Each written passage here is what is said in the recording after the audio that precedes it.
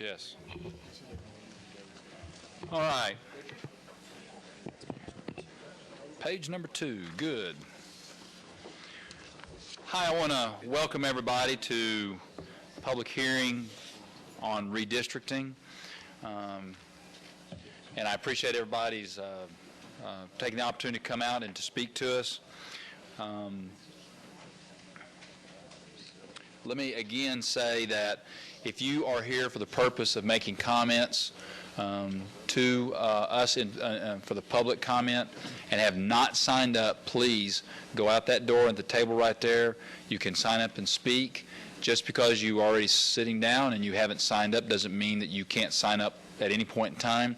We've scheduled this meeting to be here from 5 o'clock until 7 o'clock, and we will make sure that we will be here during that time frame for the purpose of hearing whatever comments we have from the public. For those of you who parked in the hotel and convention center parking lot, I just want to let you know that the parking is complimentary, and it's complimentary from Georgia Tech. Appreciate that. Thank you all very much. And with that,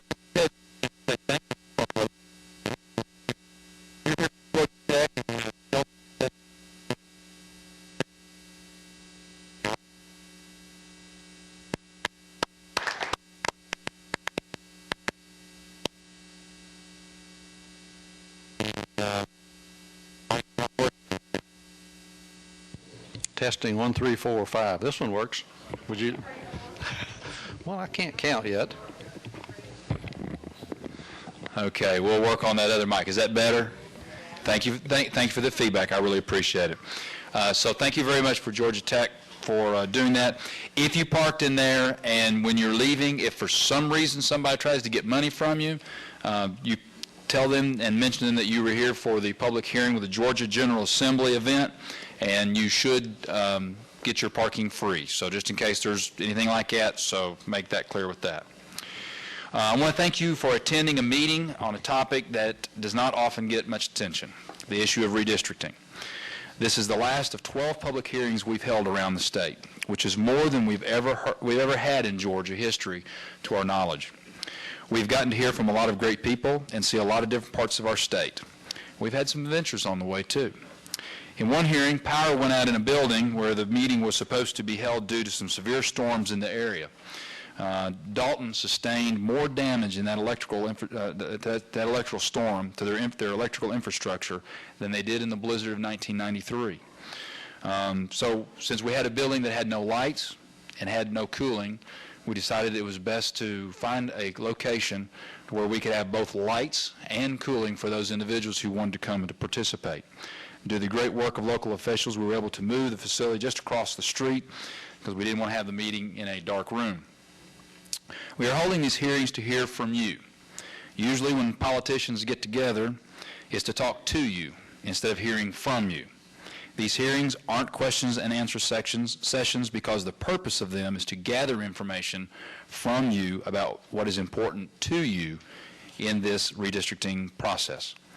If we tried to answer every question, correct every incorrect statement, and engage in debate about various political points of view on redistricting in general, we would never get to hear from all of you. We are here not to debate, we are here to listen. The process we're using, hearing from you, and not engaging in debates, is exactly how the General Assembly has handled the redistricting public hearing process in Georgia for at least the last 20 years. And of those 20 years, 15 years where the Democrats controlled the process. Whether Democrat or Republican, all members of our committees are interested in listening to you, to what you have to tell us. For background, redistricting is basically a 5-step process. First, we are holding these public hearings across the state to gather information from Georgians. The next thing that happens is that the House and Senate committees will meet to adopt guidelines for how we'll draw the maps. We'll anticipate that meeting happening sometime in July, and we will be announcing that date shortly. Third, we will begin the process of actually putting together plans or drawing maps, taking all the input we receive from the public, from your representatives, from your senators, and using the principles by which the committees adopt on how to go about the process. The fourth thing that we will do is that we will unveil those maps for the public to view. The fifth thing we will do is the maps must be approved under the Voting Rights Act by either the U.S. District Court for the District of Columbia or the U.S. Department of Justice. The law allows for the state to go either way for that process. Georgia has used both those processes in the past. When Democrats were in control in 2001, they chose to seek approval from the U.S. District Court. In the 1990s, the Democrats chose the administrative process. Again, both of the processes are in the law. One of the key things we hope to achieve in this process is to draw maps that allow voters to choose their representatives and not having the elected officials choose their voters. To achieve that goal, we're working to ensure this redistricting process is dramatically different from the process used in 2001. We want maps that are fair and constitutional, drawn through a process that is open and transparent. For a bit of history, when the Democrats passed the redistricting maps in 2001, federal court threw out the state house and state plans as violating the constitutional requirement of one person, one vote. In that decision, the court found that Republicans, quote, were not consulted by Democratic legislators regarding redistricting plans, end quote. In contrast, this time, Republicans have asked for input from Democratic legislators. The court also found that one of the primary goals of one of the state senators who drew one of the unconstitutional plans was, quote, protecting or enhancing opportunities for Democrats to be elected, end quote. That is not fair. After throwing out the maps the legislature had passed, the court drew the plans that were in place for the rest of the decade in the 2006, the 2008, and the 2010 elections. Now, based on the changes in the census, the U.S. Constitution requires us to redraw those court plans. Y'all may think that this is something we really want to do. We really don't. So we're getting ready to have to go through the process that we have to redraw the districts for the State House, the State Senate, Congressional, and the Public Service Commission. The current maps have been posted outside here for you to go into and for you to view. We want to hear from you in this public hearing, and so that we do that, and we've been consistent in this in the meetings that we've had, we will be limiting the amount of time that individuals can speak. We're giving each individual 3 minutes to speak. Let me be very clear. Just because you can't get all your comments in those 3 minutes does not mean you cannot submit comments to either the chairman of either the House or the Senate committee or to the committees themselves. We have a website by which you can go to make public comments, and if those you want to write that down, I'm about ready to give you the website. That website is www.legis.ga.gov.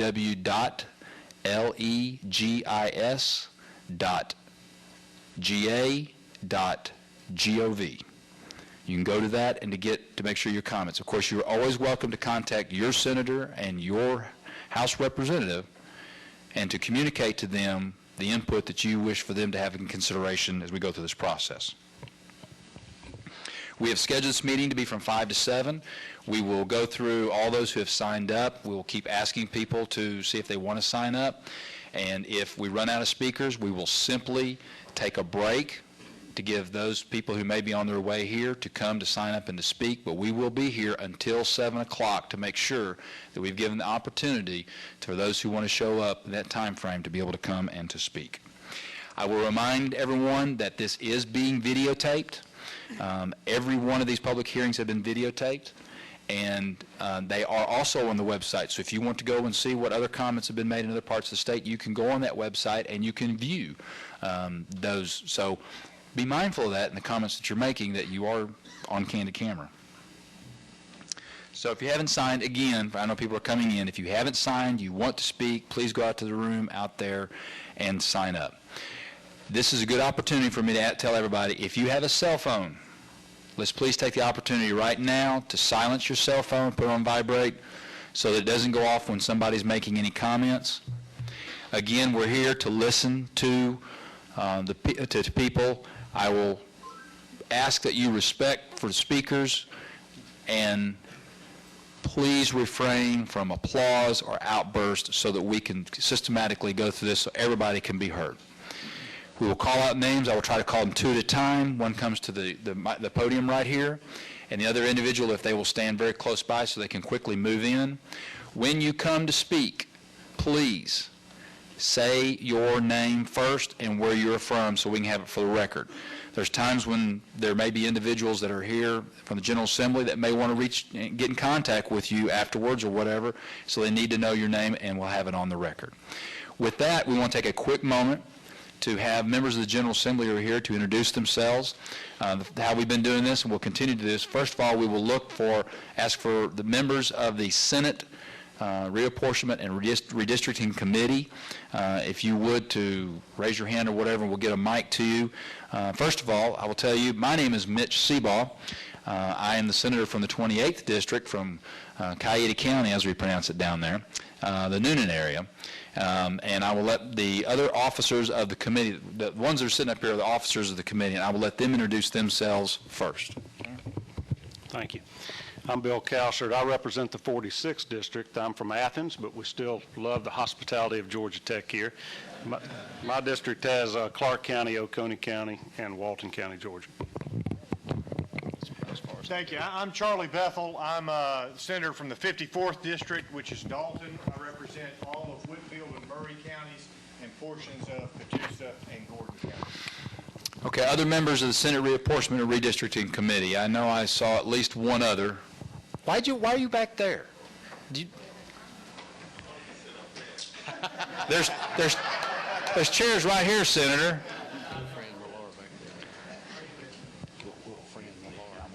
My name is Vincent Ford. I serve in the State Senate 39th District, which you are in right now, so welcome to the 39th, and look forward to hearing from you this evening.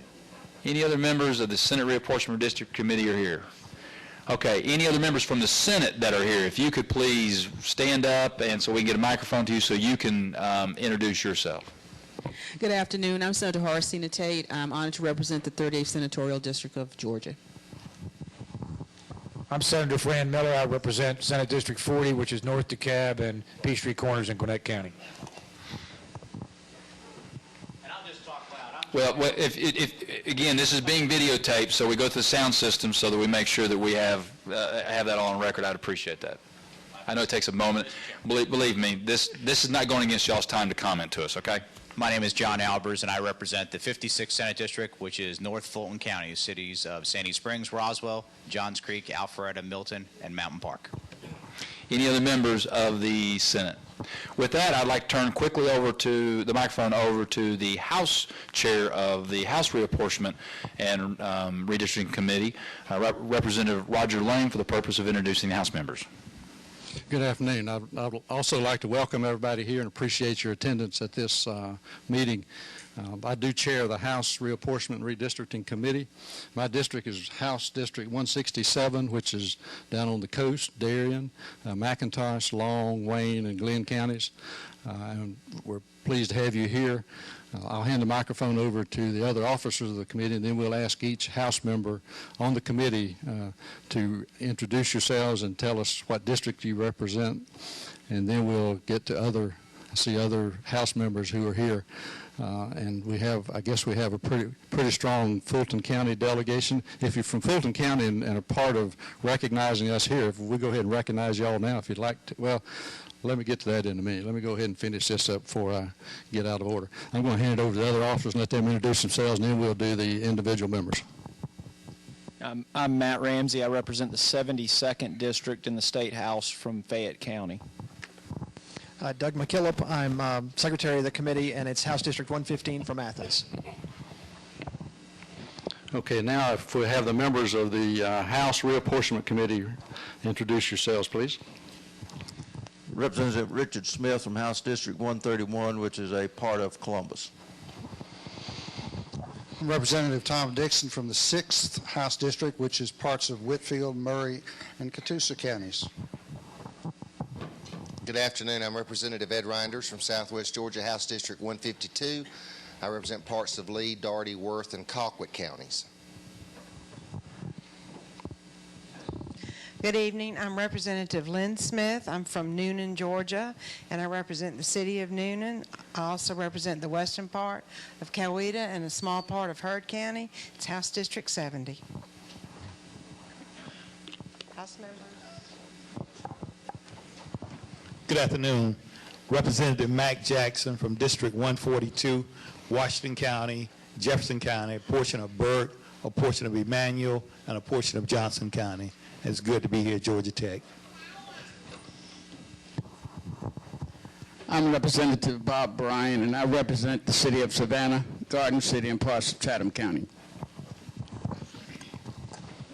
Good evening. My name is Willie Taunton.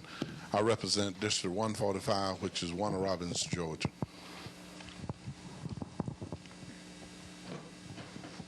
I'm the Representative John Yates, District 73. My district's just south of here, Spalding, Henry, and Fayette County, and I live in North Spalding County. And I'm glad to be here. At age 90, I'm glad to be anywhere. While Representative Yates is up, we'd like to recognize him also. He's the last veteran of World War II serving in the Georgia House of Representatives.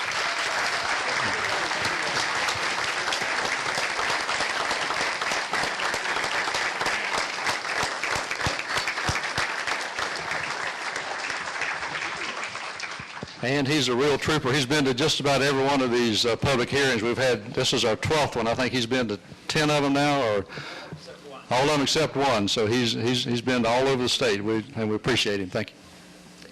And I'm Barbara Reese. I'm pleased to serve with John Yates, and I've been his suite mate some years back. I represent House District 11, Chattooga, and a large part of Floyd County.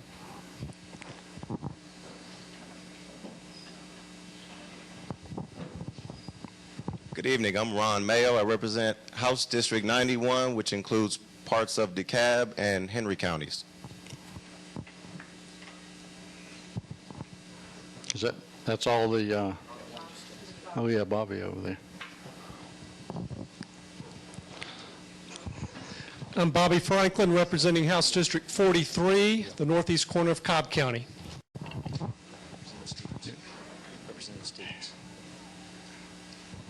Would you make a speech, please? That's what you call timing, real timing. Good afternoon. My name is Mickey Stevens. I hail from Savannah, Georgia, District 161.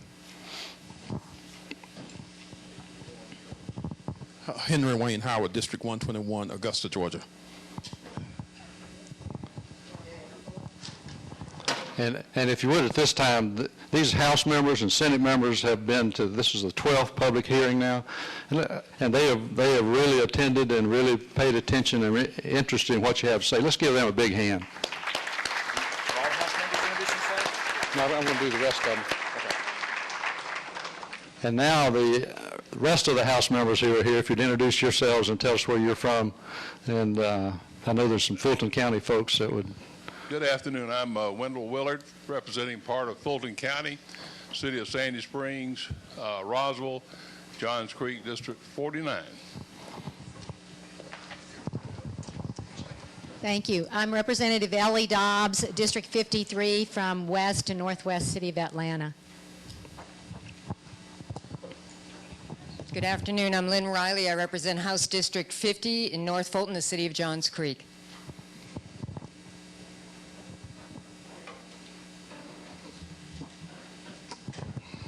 Good evening. I'm Elena Parent from the 81st District in North DeKalb County. Good evening. My name is Stacey Abrams. I represent House District 84, which is City of Atlanta, DeKalb County, and Southwest DeKalb. And while she is up, we want to recognize her. She's caucus chairperson of the House Minority position in the House. Minority Leader, I'm sorry. Minority Leader. You got a title anyway. Hey, I'm Simone Bell. I represent House District 58, which is Fulton County, City of Atlanta, and a portion of unincorporated DeKalb County. Thanks for being here. Good afternoon. I'm Kathy Ash, and I am privileged to welcome you to the 56th House District. You're in the heart of it, Georgia Tech.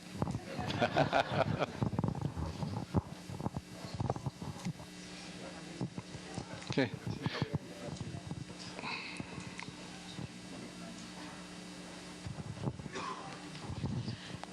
I'm Mary Margaret Oliver. I represent House District 83 in Middle DeKalb County around Emory, Druid Hills, and Decatur. Is that everybody? We got to yeah. Well, we know that members of the General Assembly will show up, and we will later on we'll let them introduce themselves. And so we're trying to we'll get to y'all. We'll get to y'all. So I'll turn the microphone back over to Senator Seabaugh and start the hearing. All right. It's time for us to start the process of the public hearing again. We will have members of the General Assembly that will be coming in, and we will give them the opportunity to introduce themselves later on, but so we don't just keep starting and stopping for that purpose. We want to start the process of the public hearings. Again, if you're here for the public hearing, you just walked in and you want to sign up to speak, please go outside this door right there, sign up on the sheet. They will give it to us. We will call your name in order. When you are here to speak, when you go up here, you'll be given 3 minutes to speak. Again, that does not mean that you can't submit comments to us that you think are important that we need to consider, either the website or some other venue. When you come to the podium, please, it is very important, say your name and say where you're from, and that way we can have it on the record for the recording. We have a timekeeper that will be sitting right down here. When the time goes off, please, let's just, if you would help us and understand your time's up so the next speaker could speak. I will call out 2 names. First person to take the podium, second person if you'll stand very nearby or whatever so that we can move through as quickly as possible. So with that, we'll begin the process. Mona Toombs and Beatrice Woods. And being a person whose name gets mispronounced all the time, I'm going to tell you right now, if I mispronounce your name, please don't take offense to that. I'll give you an apology right now for that.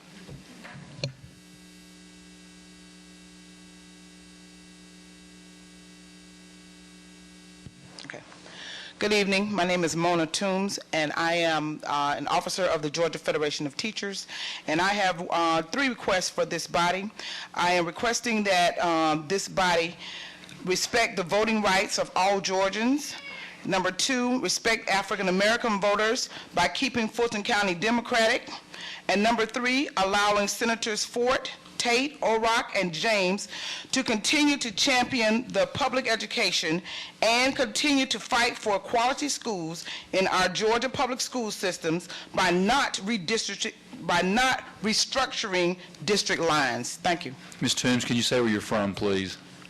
Georgia Federation of Teachers? No, I mean... Fulton County. Fulton County, thank you.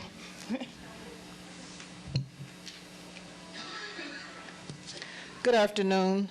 I am Beatrice Woods, a resident of Fulton County, retired teacher, and officer of the Georgia Federation of Teachers and of my own local, the Fulton Federation of Teachers. Tonight we have 3 requests and our points. First, we need to make sure that the Voting Rights Act is maintained. Second, just as Georgia is democratic in redistricting, Fulton County needs to be democratic. And third, the following senators represent our interests and are supportive of this issue, which is important to us. Senators Fort, O'Rourke, James, and Tate. Thank you.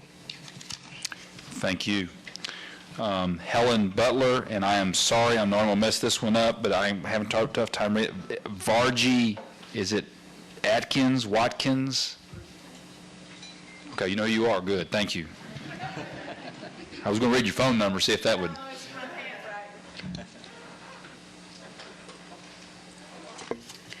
Good afternoon. I'm Helen Butler, Executive Director of the Coalition for the People's Agenda, convened by Dr. Joseph Lowry, and I would like to read his statement.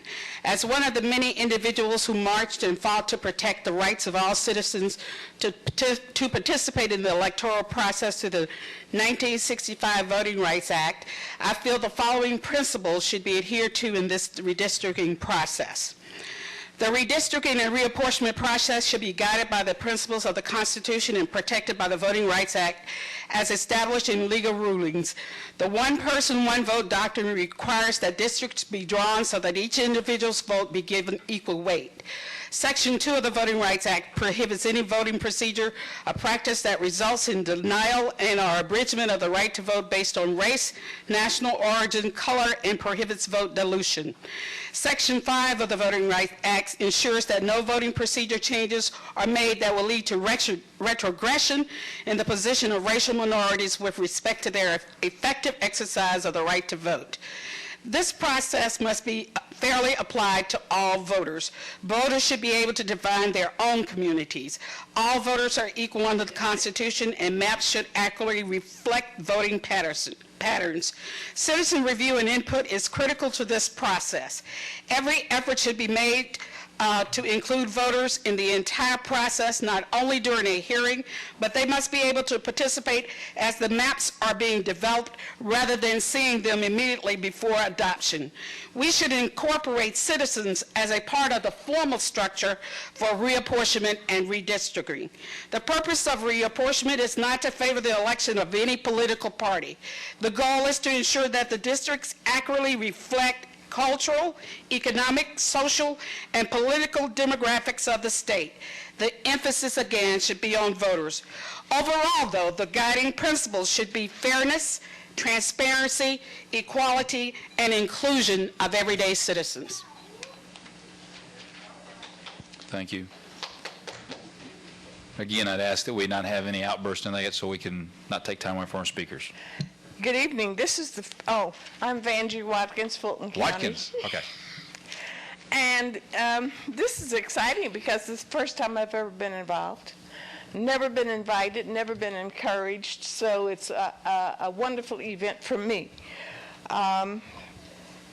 First, I would like to underscore what other folk are saying, that the process should be fair, transparent, equivalent, if not equal, representative of every community in Georgia, should be open, and that's difficult for me because I had to take 2 hours off from work today just to get here. So I don't know what hardships it may present for other folk in order to be here to participate.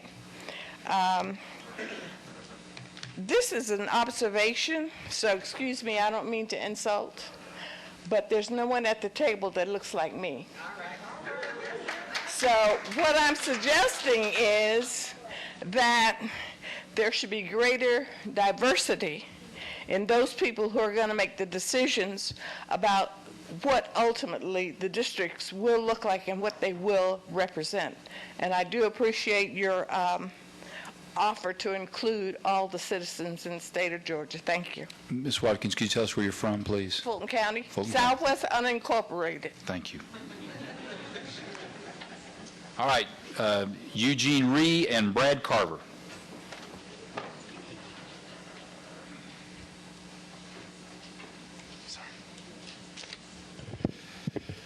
Good evening, my name is Eugene Rhee, and I'm representing the Center for Pan-Asian Community Services, or CPACS for short, located in DeKalb County. CPACS is the first, largest, and longest-standing service agency focused on Asians in the Southeast. Our mission is to create and deliver culturally and linguistically competent, comprehensive health and social services to the community. CPACS, as part of the Atlantic community, is aware and has become increasingly interested in and deeply concerned about having an equal opportunity to participate in this political process. While the Georgia population grew by 18%, the Asian American population in Georgia grew by 86%. There are 4 somewhat compact Asian American communities in Duluth, Suwanee, Alpharetta, and Johns Creek that have a common ground in terms of histories, institutions, businesses, and social concerns who should be kept together within their respective House districts as well as Senate districts. According to the Census Bureau, in Duluth there was a 107% increase among Asian Americans, which in other words doubled in size. 22%, or 1 in 4, are Asian Americans. Out of the 6,400 businesses in Duluth, over 1,700 are Asian-owned, where many are along the Pleasant Hill Road corridor. CPACS has a branch in Duluth as well. In Suwanee, the Asian population over quadrupled or increased 362%, where again, almost 1 in 4 residents are Asian Americans. 22% of all businesses are Asian-owned. Most of our clients come from the Suwanee area as well. In Johns Creek, Asian Americans almost tripled, 182% increase, consisting of almost 1 in 5 residents. Whereas if Johns Creek had its own district, it has a potential of being an influential district as well. In Alpharetta, there was a 285% increase in Asian Americans at 13% of the population. That means 1 in 8 residents are Asian Americans. There are also numerous Asian houses of worship, schools, nonprofits, and social concerns that Asian Americans share in each of these respective communities. Asian Americans have assumed a growing role as leaders in businesses, education, and community, and CPACs, in partnership with other Asian organizations, are working hard to increase civic engagement in areas such as nonpartisan voter education and turnout, census outreach, citizenship classes, as well as redistricting education. We ask that you keep these community of interest intact within these respective areas as you redraw the lines. Currently, Duluth, Johns Creek, and Alpharetta fall under Senate District 48, and we encourage the committee to keep these 3 areas within the district intact. We urge the committee to give meaningful consideration of the input of Asian Americans, give us and all Georgians an opportunity to review and comment on draft maps before they are finalized, make draft maps available as soon as possible with reasonable time to review the proposals, and to give serious consideration from the public to incorporate our input into the new district lines, especially from community groups most familiar with community needs. Thank you for your time and your consideration. And Mr. Reed, where are you from? DeKalb County. Thank you.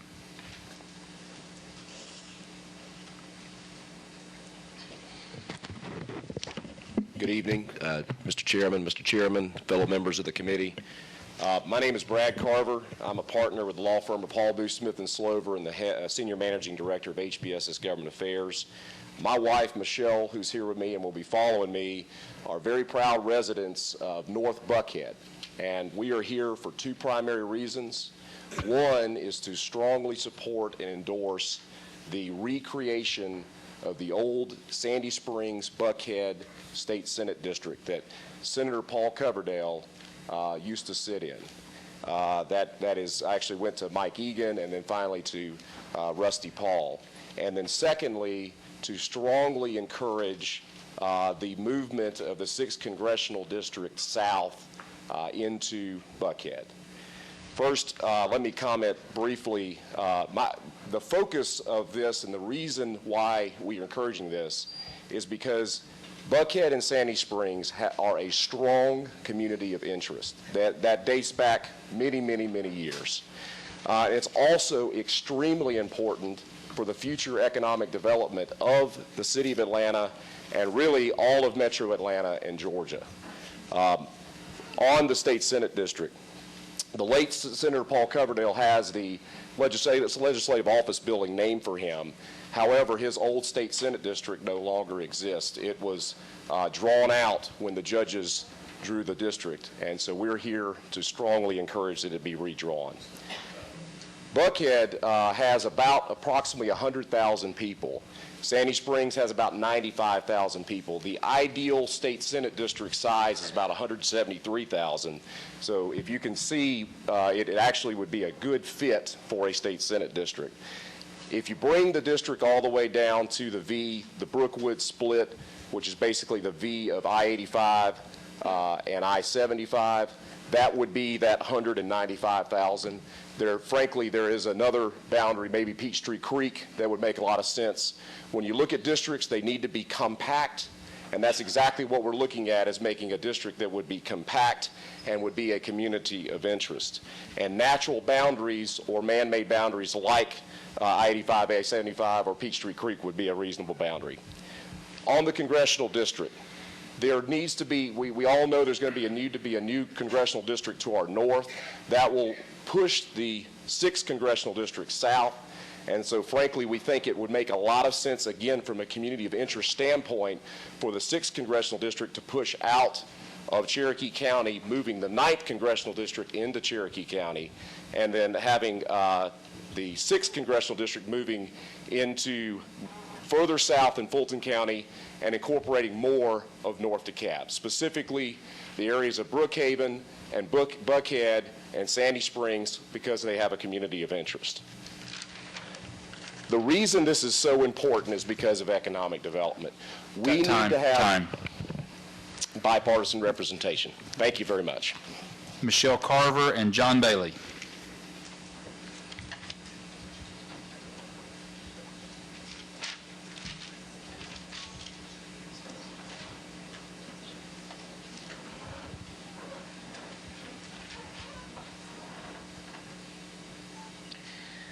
My name is Michelle Carver. I'm from Fulton County.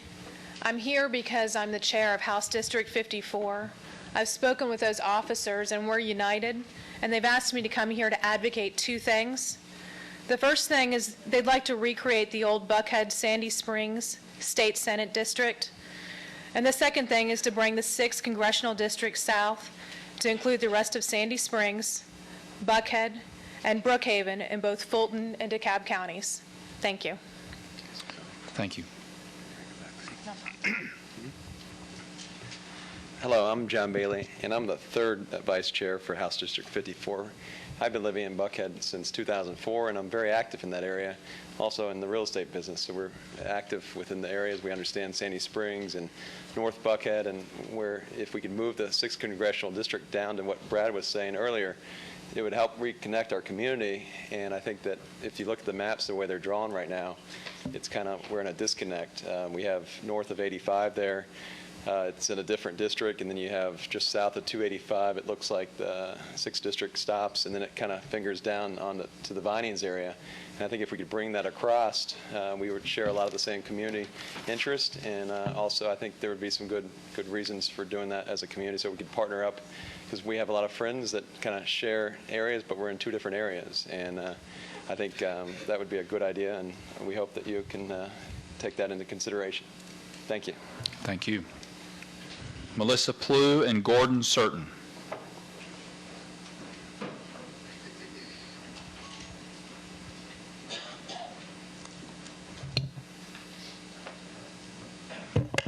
Evening, y'all. It's Melissa Pike. I am the Vice President for Communication Workers of America, Local 3204. I also chair the Cobb County Democratic Party. I speak to you today not necessarily as a representative of those, but as a voter in Cobb County who is tired of being saddled with the embarrassment of Bobby Franklin, and we would very much like for you to move him further north. I'm tired of having relatives call me and ask me about that crazy legislator who thinks that women should be investigated for having miscarriages, investigated for murder. So if you could just do us the favor of moving him out, we would sure appreciate that. It's out of order. Please, no outburst. While this is for public comment, I wish we would be respectful towards individuals. Hi, I'm Gordon Certain. I'm a resident of North Buckhead. North Buckhead is 8,500 people. It's an unusual neighborhood because it's half suburban and half urban. We have a lot of high-rise residents, new residents. Buckhead is a community. Buckhead is made up. I've looked at census numbers, and to me, the population is maybe 78,000. Mr. Carver said 100,000. I hope he's right, but it's a big community, and it needs to be represented as a whole. That's all. The other thing is the maps. When you all have the maps, it would be nice to be able to see them before they're locked in concrete. I mean, part of being a democracy is being able to give feedback to decisions before they're made. Thank you. Sue Certain and Ed Hula. And I should have said this earlier, but when you're speaking, don't have to be looking at us. The committee members are out here. They're the ones that will be voting on these maps that we're talking about, so speak to the committee members and not just us. Hello. My name is Sue Certain, and I'm a resident of North Buckhead in Atlanta. My thoughts are 2 words: no gerrymandering. I'm advocating here for communities that are all one, that you can look at them and it makes sense. For Buckhead, we're represented, I think, by 3 different representatives, yet clearly we're a community of interest. We have the Buckhead Council of Neighborhoods, which is a group that speaks for all of Buckhead, and clearly we think of ourselves as one, not just Buckhead, but I think statewide. Communities that make sense, that fit together, should be treated that way, and that's a principle that be you Democratic, be you Republican, just for representative government makes sense. The combination of Sandy Springs and Buckhead, I'm not so sure, because Sandy Springs, I think, wants Fulton separated out into Milton County and Fulton County. The people of Buckhead in general want to keep Atlanta and Fulton all together, but that might make sense. Anyway, they're geographically together, so that is the kind of principle I'm talking about. But it's the no gerrymandering principle that I'm advocating for today. Thank you. And I do believe minority rights should be observed and the Voting Rights Act should be observed, but gerrymandering is a bridge too far. Mr. Chairman, thanks for putting this together. It's actually kind of fun, so I'm enjoying it. I guess I want to follow up. I have a couple things, but one of the things I'd like to address is I'm actually not. Your name and where you're from. Yeah, sure. Ed Hula. I'm from House District 55, Senate District 38. I'm not philosophically opposed to gerrymandering, and I'm not even so much opposed to the majority party being able to draw maps to protect their own members. To the victors go the spoils. It's part of the process. You know the rules going in, so be it. What I would like to say is that there's a fear with gerrymandering where if you have squiggly lines, you know, we always see the most gerrymandered districts and they're very narrow and they're really squiggly, that's somehow less gerrymandered than a district that would just be a solid square or something to that effect. But in essence, drawing arbitrary lines are drawing arbitrary lines, you know, whether they're protected member or not. It's essentially the same thing. So the other thing I'd like to say is that there's been a fairly consistent critique here of people wanting to review the maps before and have greater input to them. So I sincerely hope that you'd be willing to follow from these meetings a desire to even blow up the maps and begin again from square one now that you've heard input from the public and what we'd like. And the other thing I'd like is also just generally more engagement. I do blog over at Peach Pundit and I blog elsewhere, and it would be great if you would interact more, not only with us, but just be more transparent about the process. There have been leaders in the Democratic Party who have said they've been shut out from the process. You said that Democrats have been involved. There needs to be more clarity from someone about what exactly was involved. And I would say the onus is on the table, being the officers and the chairman and driving the legislation, that the onus is on you, just to elaborate further. I guess that's it. If we want to have better representation, though, ultimately, we need many more districts. I forget the study, but there was a study a few years ago that in the Congress, you know, to have better representation, we'd need something like 500 more congressmen. So obviously, probably a different scale for the General Assembly, but just something to consider would be even more legislators, because I know all of us here love laws and we love lawmakers, and we want more of it. I was somewhat serious there. Christopher Edwards and Zena Kraft. Christopher Edwards and Zena Kraft.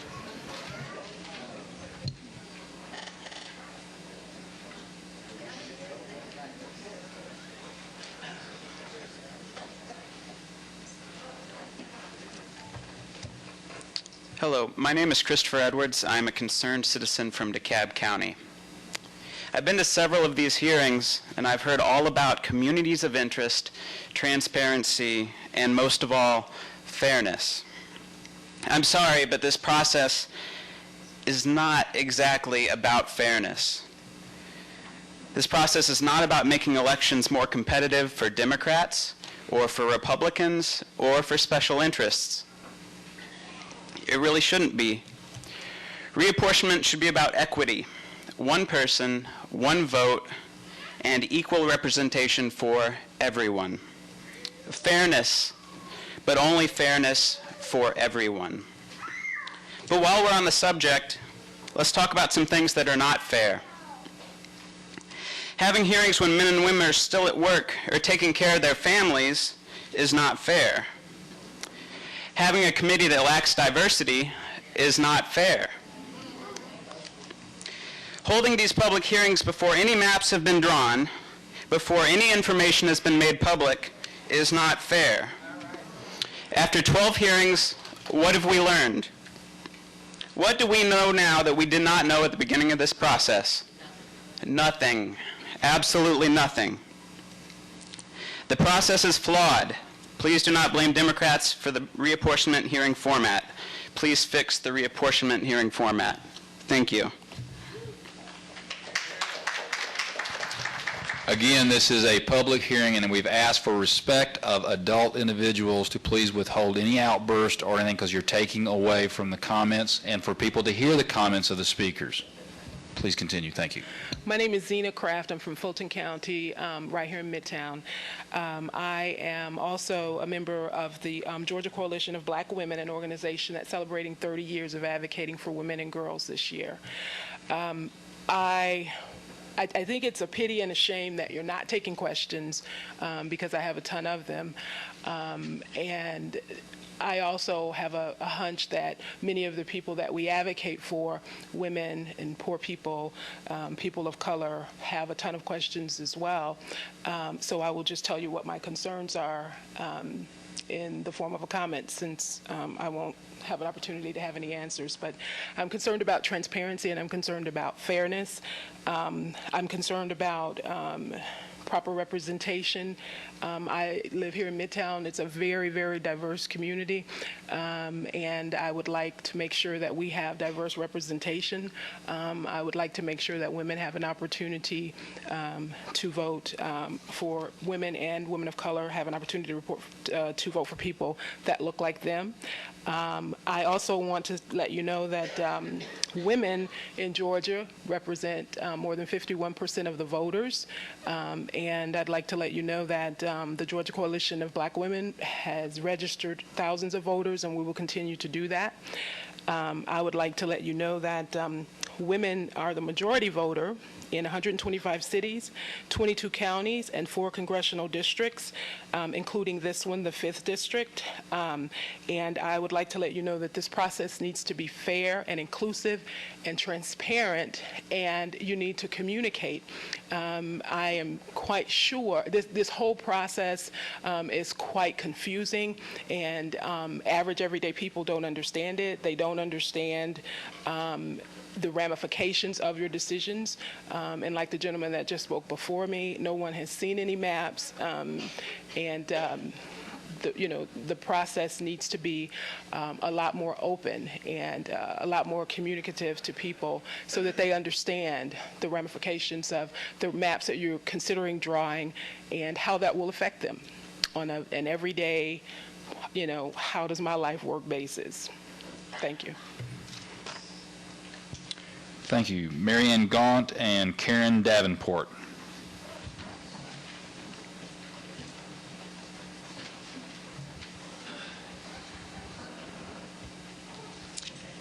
I'm Marianne Gaunt, and I live in a very small portion of DeKalb County, but live in the city of Atlanta. So what I want is to have my community of interest be that of the city of Atlanta, and not find that my congressional district gets bounced back and forth between the 4th and the 5th. And quite frankly, I know who I vote for, but I can't remember the number. And I've been here 40 years because that number keeps changing. So that's what I want. The other thing, I want to congratulate you on your articulation of your aspirations for this committee and this process. But I have 2 concerns. And like Vanjie Watkins said, there's no one at this table that looks like her. There's no one that looks like me. And but it's nice to see our representatives here, because I do know we do have diversity in Georgia, but they're not shown, at least on the dais. And I'm sorry this is the last one, so you guys couldn't get that better for the rest of them. But I will say the other thing that part of that concerns me is that unless Tommy with an IE and Ronnie with an IE are women, there are no women represented on the Senate on this committee. No women senators represented on this committee. And if someone could explain if Tommy Williams is a woman or Ronnie Chance is a woman. I'm assuming that there are no women on this committee. Ladies and gentlemen, I ask no outbursts because it prevents people from hearing the comments of the speaker. Please. And I'm sorry that I don't know who they are. But going through the list, that's what appears. The other thing that concerns me is I understand that there is a woman involved on this committee. Her name is Ann Lewis, and she's the general counsel for the committee. It is a concern to me that I understand she is also the general counsel for the Republican Party. That speaks against the aspirations that you have declared about making this an open, non-political process. And anyway, that's my concern, and I just wanted to make sure they were articulated so that the record shows that. Thank you. Thank you. My name is Karen Davenport. I live in South DeKalb. I have 5 issues I want to share. First of all, I think the redistricting plan must create districts that are approximately equal in population. Secondly, I think once the redistricting plan has been established, the body should hold hearings during the special sessions to review the alternative maps. Third, I want to recommend that a bipartisan citizen commission guarantee that 45% of the minority population in Georgia is represented in this redistricting process before the final decision is made.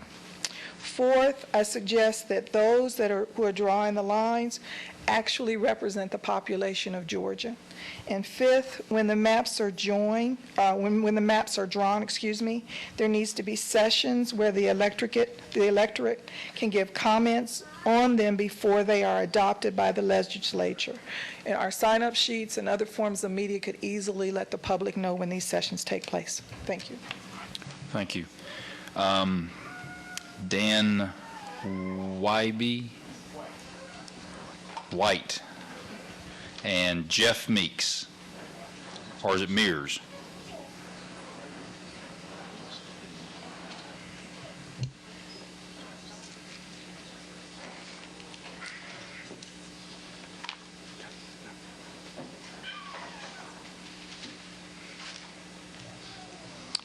My name is Dan White. I'm a resident of the city of Atlanta, but I also have roots in rural Georgia, Upson County, 30 miles due west of Macon, Georgia.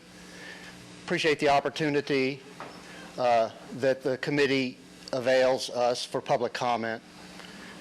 I'm going to take a slightly different tact and say that we live in an era of polarized politics.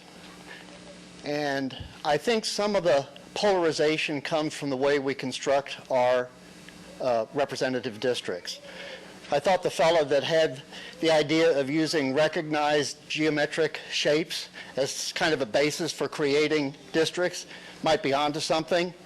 It's ironic that we're here at Georgia Tech with one of the great math departments in the southeastern United States. Perhaps the math department at Tech should be brought in to help redistrict this state along recognizable geometric lines. But more importantly, I think it's very incumbent on all of you involved in this process to create districts which create nuance, which create shades of gray, which de-emphasizes polarization in the political process, because that way you get nuanced leadership. I think our polarization is not nearly as deep in the general population as it is in our representative bodies. And I think that is the key issue that we should try to be focusing on in creating a truly representative legislature. Thank you. My name is Jeffrey Meeks. I'm in House 92, Senate 43, and I also have a residence in House 81 and Senate 40. I'm here because, I'm sure in many communities, the boundary lines between the House districts, some are lucky to have interstates to separate them or a state road, but mainly in DeKalb, we have places where the House districts intersect right in the middle of the neighborhoods. It cuts association people are going to the polling place and they're getting confused. An ex-elected official in DeKalb, who lives off the Briarcliff area, where she lives in Representative Pat Garner's district. Across the street, she lives in Representative Jacobs' district. Down in South DeKalb, we have several instances where some of our neighborhoods are split right in half between both House 92 and 93. And I do hope, I know it's difficult to draw the lines, but to split entire neighborhoods or split right down the middle of the street, it's really confusing. It's confusing to people at the polling stations. So I do hope that you would take consideration. I also hope that, when the finalization of the maps, that the representatives allow the community to look at the maps and let them have their voice heard. I hope I can retain my legal residence in Representative Stevenson's House district, but I know because, I'm on that crest. One side is one house, and another side is another house seat. So I know y'all have a difficult job, but I do hope that you can take consideration of neighborhood associations and also neighbors, not to cut them in half when drawing the lines. Thank you. Thank you. Jim King and Jerry Gonzalez.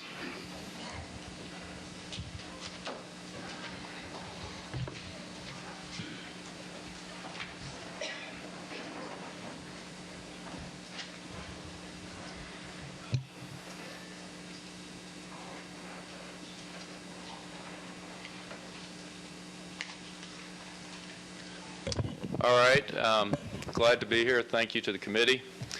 I appreciate you going around the state and hearing everybody. I appreciate everybody here, your engagement from whatever your perspective is.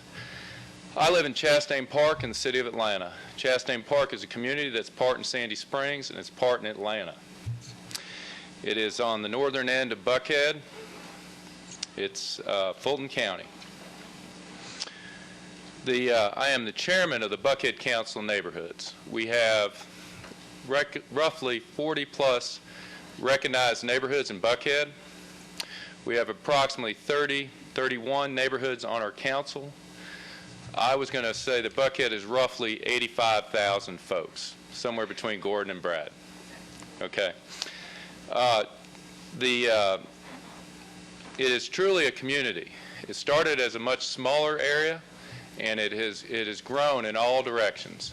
It has a business community. It has a thriving school systems on both throughout the area. It has many, many churches. And those are what our community interests revolve around, our churches and our schools, whether they're private or public schools. And I'm very committed, and I hope the committee is, to community of interest. The geography of Buckhead is generally reflected by the 75-85, where they come together, go north up to the DeKalb County line and the Sandy Springs line, and then out to the west. There's a few communities, neighborhoods that are just outside 75 that are traditionally thought to be Buckhead. We have neighborhoods to the west of what's traditionally known as Buckhead that are very close to our community of interest and are being revitalized.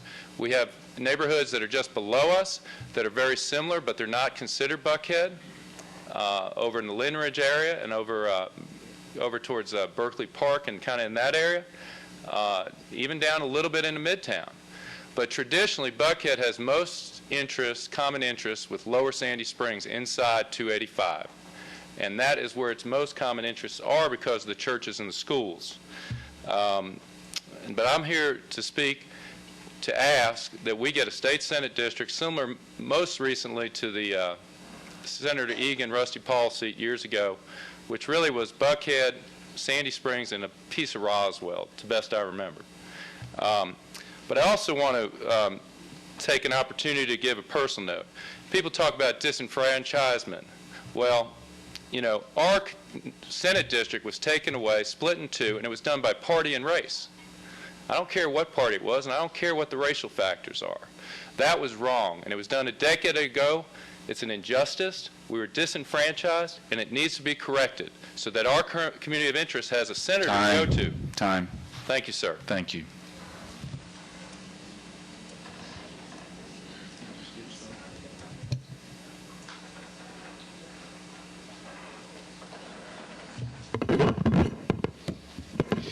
Good evening. My name is Jerry Gonzalez. I am also a lobbyist for the Georgia Association of Latino Elected Officials, also the executive director, resident of DeKalb County, represented bipartisanly by Senator Jason Carter and Representative Mike Jacobs.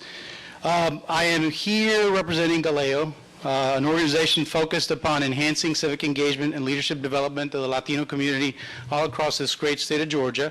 We were also the lead organization for a very successful 2010 census outreach effort called the Georgia Latino Complete Count Committee. Through those collaborative efforts, we ensured that there was greater participation of the Latino and the immigrant population during the last census. In fact, between the 2000 and 2010, the Latino population nearly doubled from over 435,000 to well over 850,000, an increase of over 96%. The increase in Georgia's Latino population contributed significantly to the state's overall growth during the last decade. In fact, that population increase accounted for 28% of the state's total population growth. Let me repeat that. The population growth in the state of Georgia was attributed to the Latino community, and 28% of that population growth was attributed to the Latino community. Between 2000 and 2010, the Latino share of the population grew from 5% to about 9%.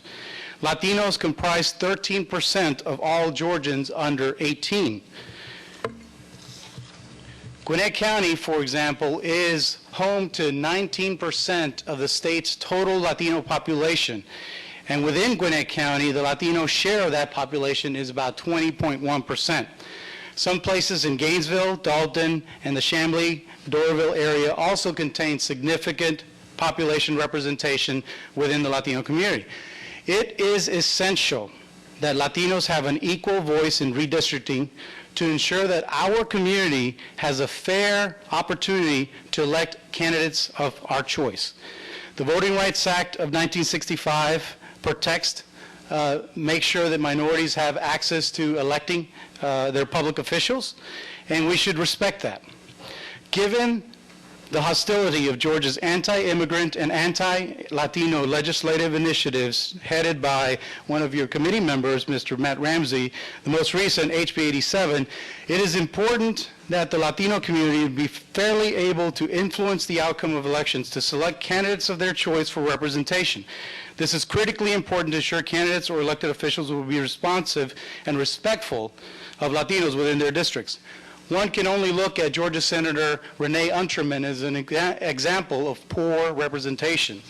In her speech in the Well in favor of HB 87, I will be submitting further comments into the legislative process about Senator Unterman's embarrassment to our state. Thank you. Thank you. Alejandro Lopez and Sean Hairston.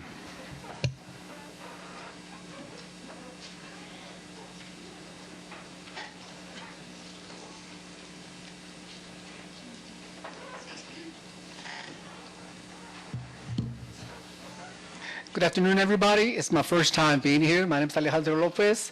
I'm from Stone Mountain, Georgia, DeKalb County, unincorporated. I have been in Georgia since 1997, 14 years, DeKalb County for 14. I am first-generation Mexican-American. I am a former Texas migrant farm worker, worked in the fields from the age of 8 till the age of 18. I'm a U.S. veteran, Army veteran. I was in 82nd Airborne Division, Administrative Personnel Specialist, and I'm very proud of my service, and I want to thank you, each and every one of you, for your service to our state. The first time I've ever been to this kind of testimony meeting, and do I know anything about redistricting? No, not really. I'm here to educate myself, and I'm here to be educated. The thing about it is just I want to echo Mr. Gonzalez's message that I'm here to represent the Latino community, to ensure that our community does have a fair opportunity to elect their candidates and have a fair choice. I'm a member of the Galeo and the Galeo Leadership Council. I'm also a member of the Georgia Democratic Latino Caucus, and I just want to make sure that my voice is heard and want to ensure that the Latino community is registered to vote and make a difference. Can I make a change? Can I change your minds about how this process works? I do not know, because I do not know how the process works. Regardless of the fact, I'm here to address and educate my community and to ensure that they know what's coming up and how they can prepare for the future, because the future is ours. Thank you.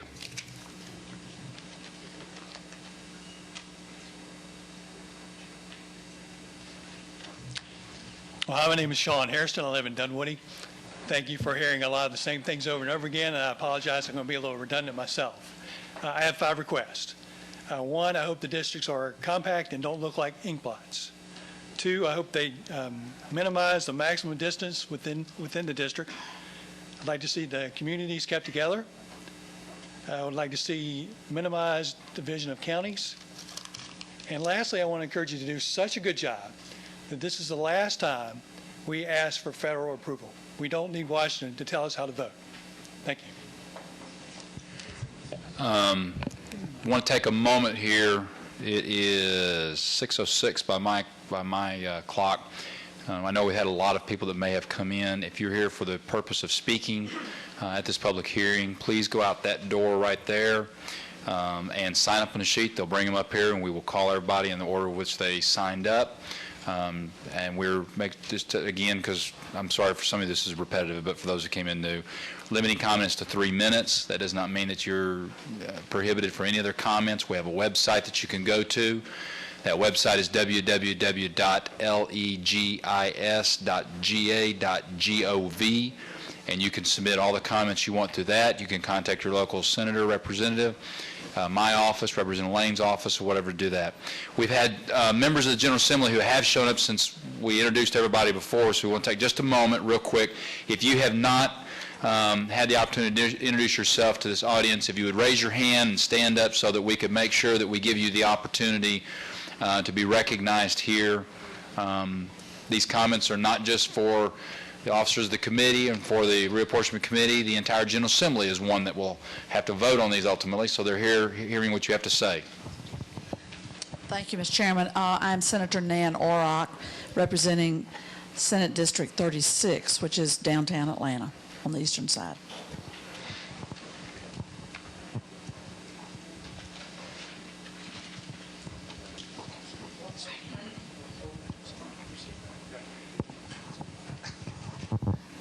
Senator Ed Harbison, District 15, that's Columbus and Casito, Chattahoochee County. Thank you. And I just want to say that we are very proud in the Senate, not only is Senator Harbison a member of the committee, but Senator Harbison did 3 duties in Vietnam and is a Purple Heart recipient. Thank you for your service.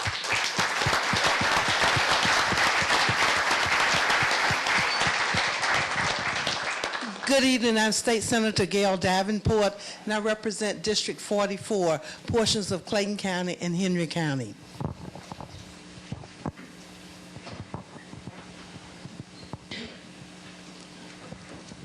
Matt Dollar, I represent East Cobb County. I'm Senator Ronnie Chance. I'm not a woman, and I'm on the committee, and in my 4th term, I represent South Metro Atlanta, Peachtree City, and 5 counties in that area. Thank you all for being here tonight.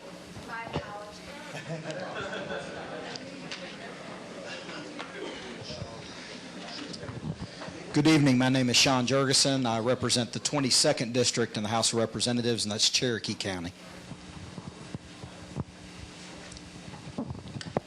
I'm Representative Sisty Hudson from Sparta, Georgia. I represent 6 counties in East Central Georgia. Nice to be here tonight. Thank you. Other members? My name is David Schaaf. I represent the 48th Senate District. It includes parts of Gwinnett County and North Fulton. Do we have any other members of the General Assembly that have not had the opportunity to introduce themselves? I thought they'd make themselves much more visible than that, and they're not. Not used to seeing them be so shy. Okay, with that, we will continue. Again, if you're here to make comments, go sign up outside that door right there, and they will bring the list, and we will call it David Burge and Skylar Akins.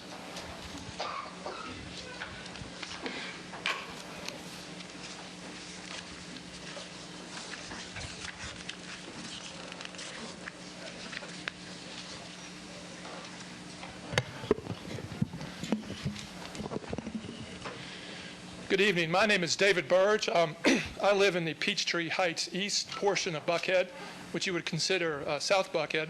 I want to take a moment to tell you about my home and my community. It's a place, some of you may think of Buckhead as a place to go get a good meal or to buy something at Lennox or to work, and all of those are very important.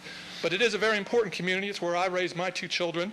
I've lived there ever since I moved to Atlanta after college, and it's my home. It's a very important place. My friends live all across Buckhead. My children's friends live all across Buckhead.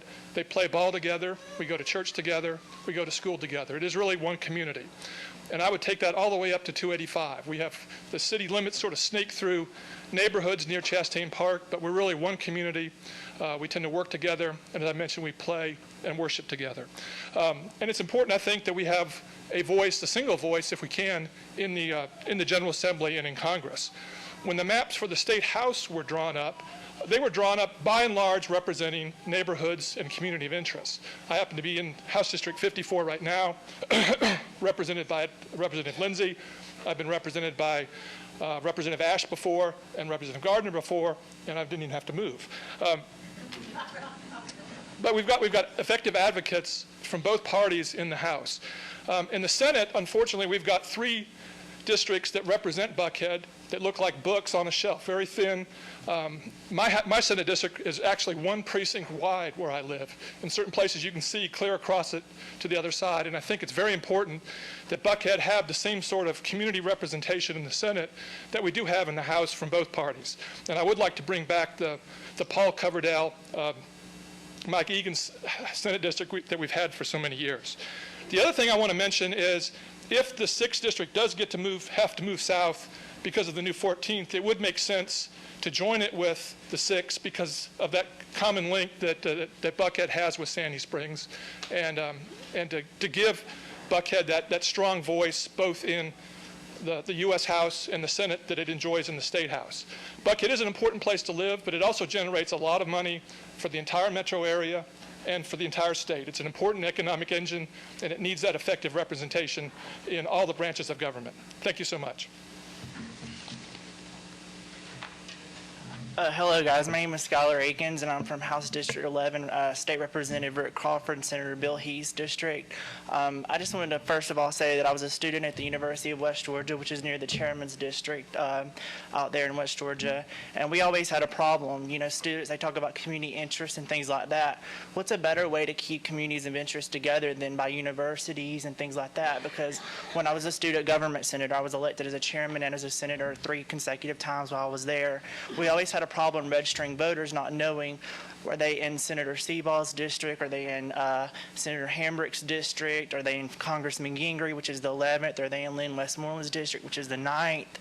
And for all the talk about communities of interest, that's something that we should look at, especially with things like Georgia Southern and the other universities, keeping those schools together so that when we're registering young voters, which are the up-and-coming voters, that they actually have a place and can be better acquainted when they register them to vote so we can tell them who the representative is. Like, for example, if you look at university, it's literally like they just come in and got the school, but most people don't live on the school on campus, so it posed a problem for us when we were registering voters out in that area. And I'm sure I've heard the same thing from senators, student government senators down at Georgia Southern and things like that. And the second thing is that for all the talk about it being a fair process, I think that California has something to teach us with their redistricting commission.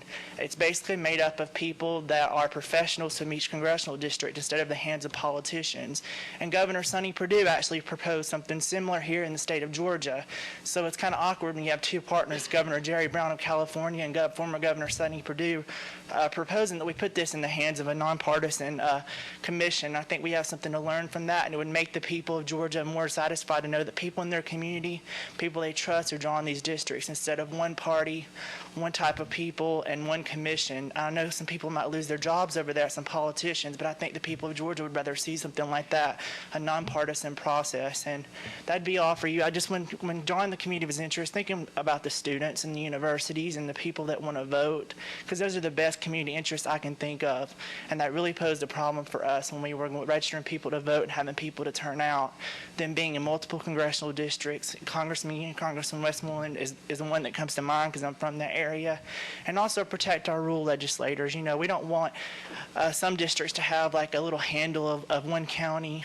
For example, I'm thinking of Chattooga and Walker. Why would you want to put a tail end of Walker in a district with Chattooga? It just doesn't make sense, because then people live in Walker walk down the street to their neighbor in Walker and they don't have the same state representative. So that's something I'd like for you to keep in mind, is preserving the 11th district and the 13th and things like that up in my area, where we can, you know, have fair and adequate representation, and also try to make it a bipartisan process by creating a redistricting commission in this state. Take it out of the hands of politicians and in the hands of people that represent us in the community. Thank you, Mr. Chairman. I don't mean to embarrass anybody, but Leslie Small wrote name down, but it looks like it's been marked through, but I want to make absolutely certain that Leslie does not want to speak. Is Leslie? Okay. All right, no problem. I just want to make sure. Earl Ferguson and Jeff Graham.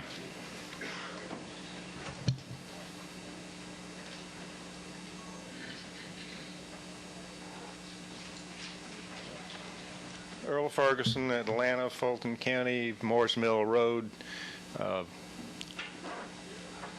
I'm here to speak in support of the comments by several of the speakers to move the 6th Congressional District south.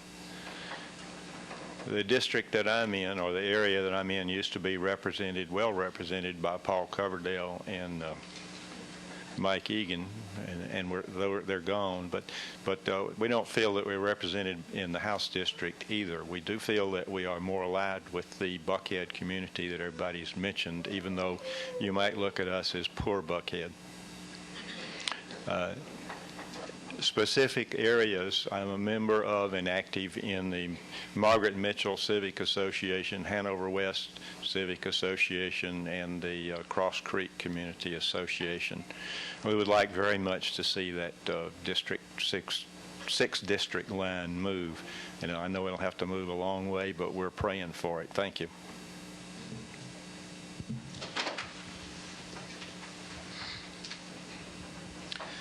Good evening. My name is Jeff Graham. I'm proud to be a 22-year resident of Fulton County and proud to be a Georgian.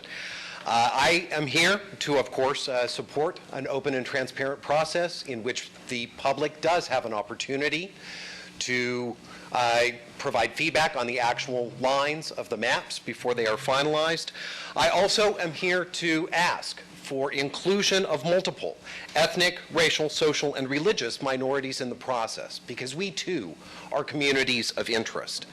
I am specifically here tonight representing Georgia Equality and the 300,000 people in the state of Georgia who identify as gay, lesbian, bisexual, and transgender. The information on our community in the U.S. Census has not yet been released. We do anticipate that it will be released prior to the special session, and we would like to be able to include this information in your deliberations. The most recent information that we do know is that in addition to 300,000 people who identify as gay, lesbian, bisexual, and transgender throughout the state, there are more than 24,500 same-sex couples. These are men and women who are trying to raise their families. These are men and women who are trying to be productive members of society. I remember just 7 short years ago when the General Assembly and the population of Georgia decided to enshrine discrimination against these families in the state constitution. Now, 7 short years later, we have marriage equality in 6 states. We have civil unions and domestic partnerships in 5 more. We have a majority of Americans who do feel that our families are part of the American dream, part of the fabric of our society. Yet because of the actions in 2004, our families have no hope here in Georgia. Our families have no voice here in Georgia. If we looked at just representation in the General Assembly, out of 300,000 people in the state of Georgia, if we represent 4% of the population, we should have, at a minimum, 10 openly gay or lesbian members of the state legislature. Today, we have 3. We should have dozens of elected officials on all levels throughout the state of Georgia. Today, we have 15. The community feels that they can discriminate against us, make sure that we do not have protections in employment for our families, that our children are not protected against bullying in schools, because we don't have elected officials who can represent us. Thank you very much. Myra Norman and Dorothy Shaw.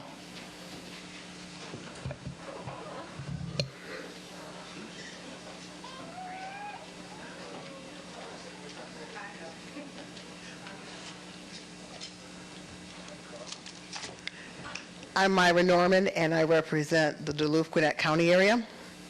And I just want to, 3 words resonated with me today, and I had come with 2 of them, or 1 of them, but, you know, I think the state has suffered because of the extreme partisanship that's been exercised and / special interest. And we've got some serious issues ahead of us.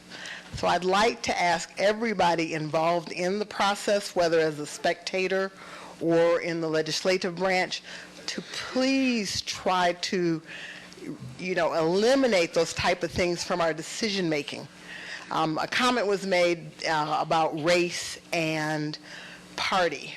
And what it shows you is, I think the saying is, power corrupts, and absolute power corrupts absolutely.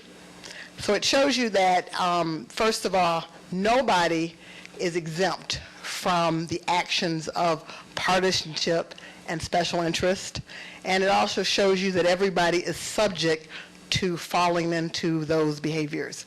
So I just ask that we try to keep partisanship and special interest out of the process, and that we also consider what is good for all of Georgians and not just for our small community. Thank you.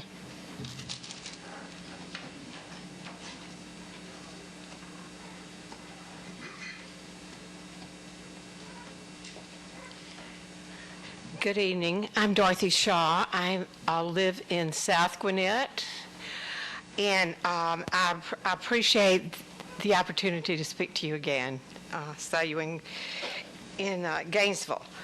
I would like to reiterate what some of the people have said already about making sure that we get to see, or making it possible for us to see the maps after they're drawn, and to have our comments on those, if there's any possibility. I understand, I can look at this and I know the process enough to know of elections, to know what the time crunch is, and I know how important it is for all these things to be done. And I know to get those things in with the deadlines is very hard. I want to refer to this handout that was done by the League of Women Voters, Common Cause, and WAND that explains the whole process, and I wanted to refer to a couple of things in here that I wanted to make sure are emphasized. How the district boundaries are drawn can make the difference between empowering and maximizing the voters' voices. And so this is because this is why we're here, because this is a very important process. Also, I see here that it says in the General Assembly that historically each body has drawn their own map, and then it was approved by the opposite body, typically without opposition. And I would reiterate that I hope that this is done with a bipartisan view of this. And then also, I think that for Gwinnett County, it has been so split up, especially in the West and in the South, where we are put with, it may be gerrymandering, I don't know what you would call it, but that's that weird kind of lines and things between counties. And I just wondered if we couldn't be, Gwinnett is such a big county, why can't we be, one district at least with a little bit left over, but it looks like we could have one district by ourselves as far as congressional is concerned. Okay, and then also, I noticed that The new district lines, if pre-clearance is granted by the Department of Justice in February, will be set for the upcoming elections. And I guess everybody thought that, but that's just really beginning to dawn on me, because there's a lot to do after that time. So if we don't meet the if the deadlines are not met, then it will have to be done by a court. But also, I would like to say that with a common interest, I'd like to comment on that, because many of the people that have gotten up here say that common interest is people that think alike. But I'd also like to say that we need to mix people together to get different viewpoints. Catherine Smith and John Bailey.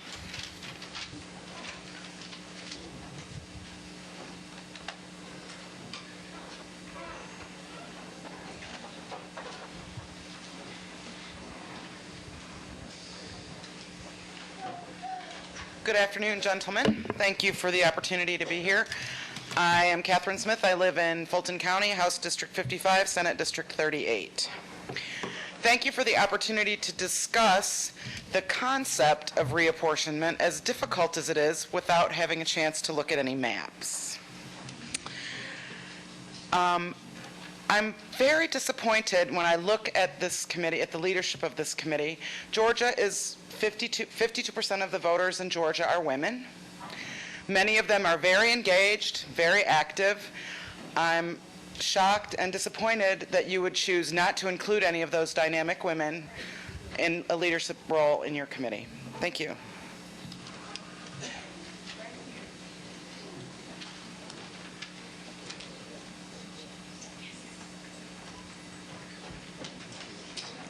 John Bailey.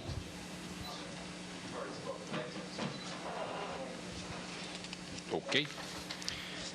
Helen Story and James Ear. James. Okay.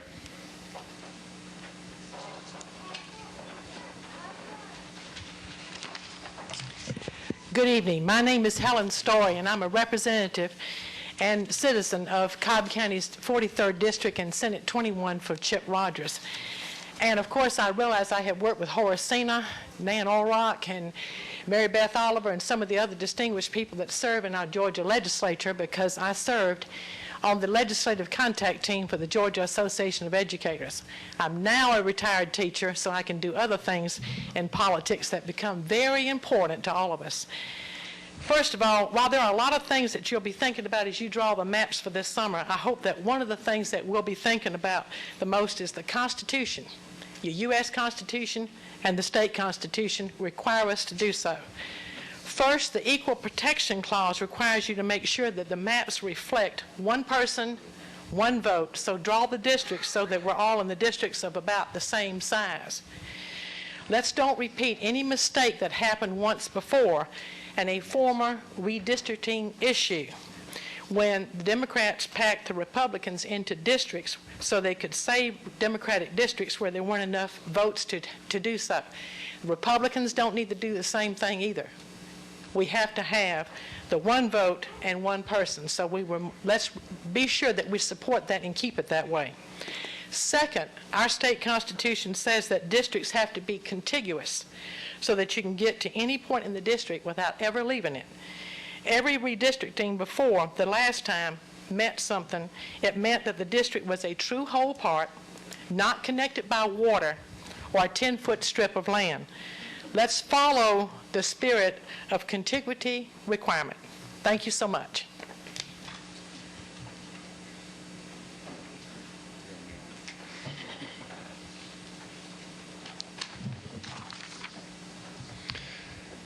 Good evening. My name is Jim Eyer, Vice President of the Ashford Park Civic Association. We're a vibrant neighborhood of roughly 1,200 homes in North DeKalb, bounded by Peachtree Road on the west, Claremont Road to the east, and Dresden Drive to the south. Our community has a strong sense of neighborhood, supporting our neighborhood school, our parks, and most importantly, our neighbors. We are currently split between 2/3 in the 81st district We are 1/3 in the 80th House District. We believe that for the sake of the community and the sense of neighborhood that we have developed, that it would be better for us to be all within one district. At this point, it makes sense to be all combined within the 81st District. Ashford Park is bounded on the west, as I said, by the Peachtree Road corridor, the MARTA Norfolk Southern corridor, which represents a very strong physical and natural boundary to our neighborhood. And we believe that pushing the 81st District over to that line would create the sense of neighborhood and add to what we have been working very strongly to complete, and that's just the sense of community. We are currently represented by one of our neighbors who lives in Ashford Park, and we'd like to continue to be represented by Elena Parent, and would hope that the entire neighborhood, not just 2/3 of it is currently representative, that the entire neighborhood be included within the 81st District. Thank you for your time, and I appreciate your consideration. Again, in case we've had individuals who've come in, this is a public hearing for the purpose of public comment on redistricting. If you want to comment, please go out that door right there and sign up, and they'll bring the sheet up, and we'll call you up to speak. When you get called to speak, we're allowing 3 minutes. There's other ways of being able to get comments to the committees and for this process, and we'll cover that again later. LaDon Jones, and I know I'm going to get this one wrong, Edith Hadiso, Nadiso, Latipo. I apologize.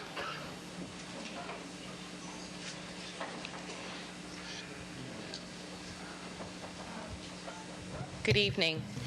My name is LaDon Blackett Jones. I live in the South Fulton area in District 65, Senate District 35. I'm actually enjoying this process. It's very nice that you all have opened it up. And one thing that sparked my interest in what I was able to learn online is the one person, one vote. Our district in South Fulton has grown tremendously. All the districts around it have grown tremendously. And just keeping in line with that 53,000 magic number that you all have, I'll leave it up to the experts to determine where the line should be drawn, but just to pay special note that that is on the record. And also, as to the process, I was able to find a lot of information online. I would be interested going forward in knowing what is appropriate. You know, I had some ideas that I wanted to submit if I didn't know who you could and could not contact in that realm. But otherwise, thank you very much for giving us opportunity. Good evening. My name is Edith Latipo, and I live in wonderful southwest Atlanta, Georgia. I've been in Georgia for over 30 years, and I've reared my children in that community, and I am very concerned about this redistricting process. The comments that I've made, this is a new situation for me too, just as it is for others, so I'm a little nervous about this.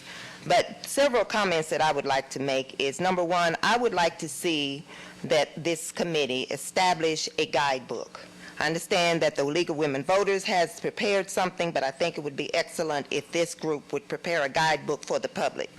That guidebook should include some evidence of criteria that you're going to use to draw the lines, whether or not you're going to use streets or what kind of boundaries, without any gerrymandering. How are you going to reconcile the process between the Senate and the House? I think that process needs to be known.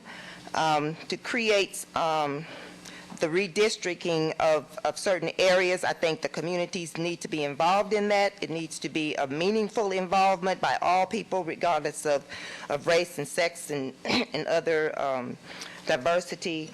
It needs to include in there a public review process between the time that we are having the public hearing, the time that you are redoing the maps, and before it goes to the Justice Department or the other process.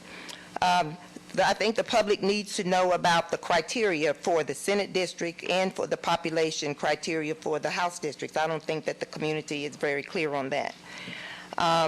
And more diversity, more transparency, and more public involvement, because when the reconciliation is going to be made, it's going to be made by elected officials. And I think the communities and the public need to have some input in that, some meaningful input. Rhonda Peak and Eddie Ellert.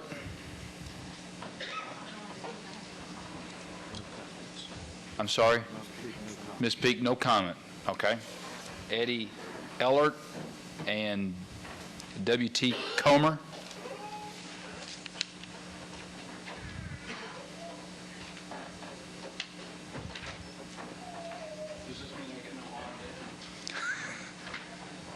Eddie Ellert? Yes, sir. Okay, I'm sorry. Yeah, you get no on deck. I apologize.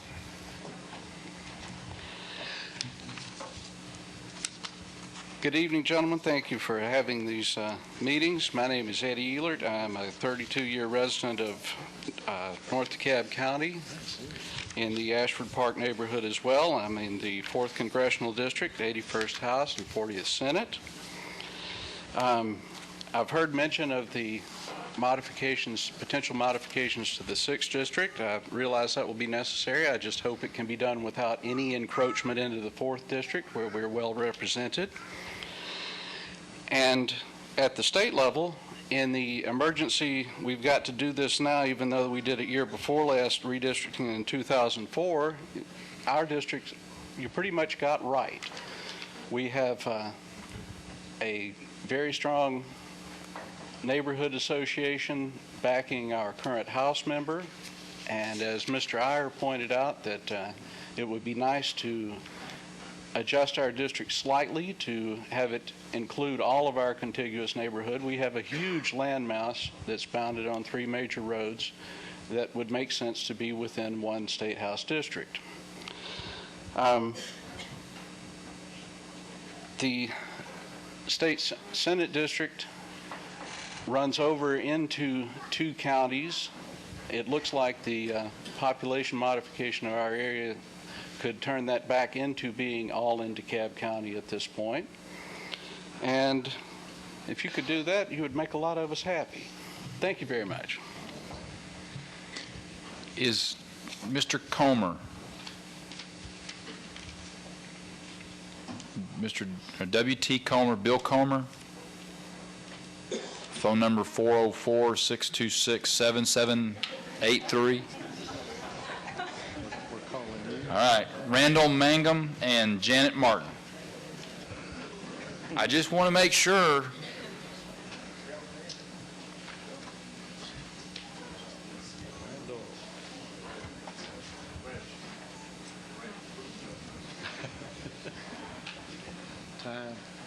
Thank you, this distinguished committee.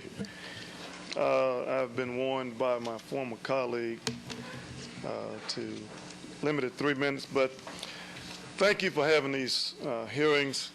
I rise and stand today simply to remind you of points that already have been raised, and that is fairness, transparency, and equality. Fairness, not just in, I want to add a feature to fairness, and that is, I do know that there are African Americans that are women on the committee. And I do know that the committee changes as you go around the state, and I want to applaud you for going around the state. I want to applaud you for having open hearings. But it is important in Georgia that we have not just token women sitting up there, because over 50% of the women vote in Georgia, but also having some African Americans there, because when the cameras look at you, you understand what they see, and you're all noble and honorable men. But it is important, not just, I want to emphasize, have some women up there, have some African Americans up there, have some diversity up there. And we just want to, I just want to say that simply to say that. But you've already talked about the compactness and not being diluting districts. But I want to remind us that someone who is our president won 48% of the state, and that should be taken into account when you are drawing the districts, that they would not be minimized, because I want to emphasize that democracy in America is so important that when you go to India, you don't want to see 80 and 90% voting when we have in Georgia only 23%. And I will hasten to say that you can do something about the participation by drawing common communities of interest to be involved in the process. And I know I'm quickly winding up, but I want to say thank you for this openness. But more than that, I remember being in the General Assembly and having a map and voting on it without very much deliberation at all. So I want to also echo another concern, and that was to have, once you have in the map drawing process itself, have public comments, have public involvement before the map is a rubber stamp ordeal. In Ohio, citizens were barred from asking questions during the reapportionment hearings. And I know Georgia is better than that. And I want to applaud you in advance for not just having these hearings, but I challenge you to have hearings down at the Capitol in August. And that I further challenge you that this will be the time that we do not go to court to draw lines, because we have some very able citizens right here on this committee. Thank you. Janet Martin? Okay, thank you. Good evening. Actions speak louder than words. You see me, you know what I am. My name is Janet Lane Martin. I have lived and voted in Atlanta since I arrived here to attend college some 43 years ago. I was 17. You do the math. As young as I look, I am a wise woman. I am a serious-minded woman who is fully engaged in the activities of my neighborhood, my city, my county, my country, and consider myself a citizen of the world. I am most proud to report that I have never missed an opportunity to vote since I turned 18, the age one is legally able to vote. Never. And as an active, concerned citizen, taxpayer, I am here this evening to have my voice heard on the issue of redistricting. As the 2010 census data shows, the area in which Legislative District 66 sits has grown tremendously. As a result, I believe strongly that a new district should be created, plain and simple. Please let the record reflect that I, citizen, taxpayer Janet Martin, journeyed to this hearing on redistricting to recommend and support the creation of a new legislative district adjacent to the existing legislative District 66. And thank you so much for never failing to cash my checks. All right, Barbara Guile and Robin Schmueller.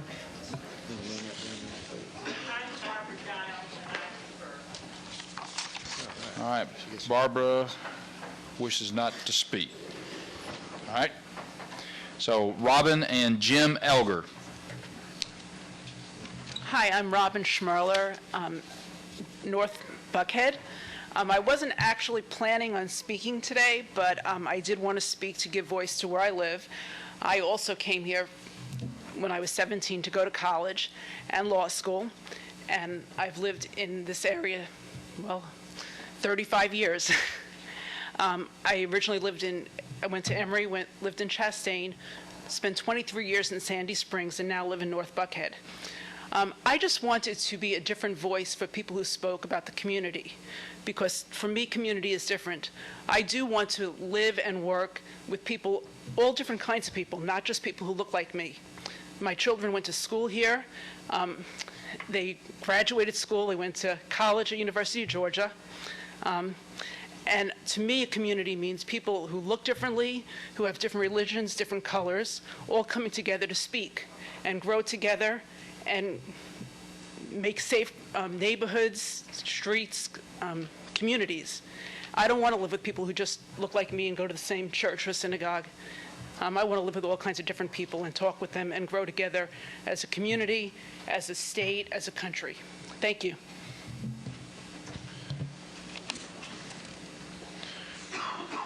Okay, Jim.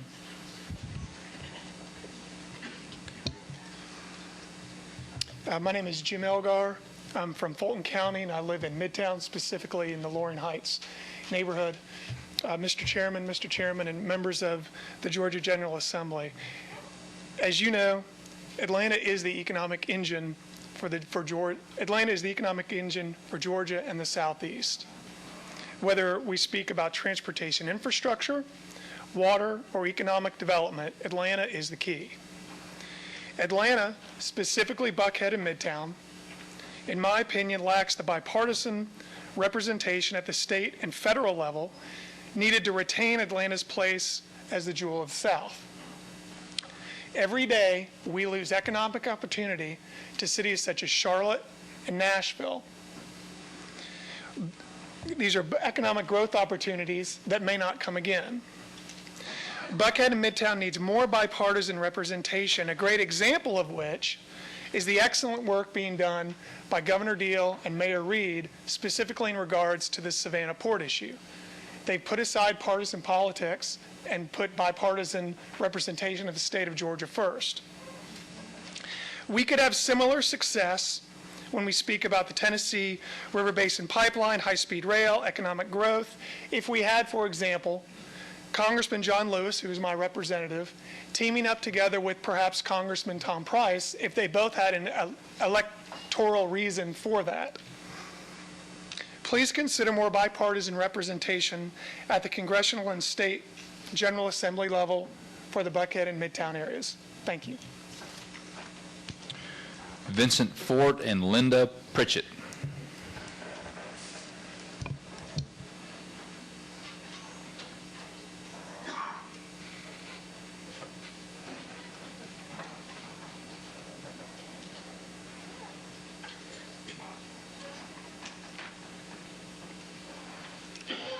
Good evening, everyone. My Wait, name is... hang on. Vincent Fort. Oh, I apologize. We want to call everybody in order they signed up.